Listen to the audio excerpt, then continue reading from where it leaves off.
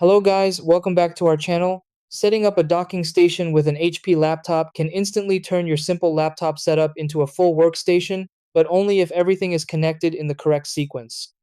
A lot of users plug in the dock and expect everything to work instantly, only to find that monitors don't show up or accessories aren't detected. This usually happens when the connection order or port compatibility is overlooked.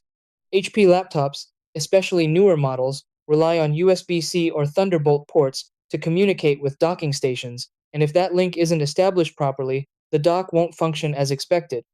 Once you follow the correct process, though, everything from displays to USB devices comes alive in seconds. In this video, I'll walk you through the exact way to connect a docking station to your HP laptop without any confusion, and try these. Step 1. Plug the docking station into its power adapter and switch it on. Step 2. Connect the dock's USB-C or Thunderbolt cable directly into your HP laptop port. Step 3. Wait a few seconds for the laptop to recognize the docking station. Step 4. Attach your external monitor cables to the docking station ports. Step 5. Connect keyboard, mouse, and other accessories into the dock. Step 6. Open display settings on your laptop and confirm all devices are active.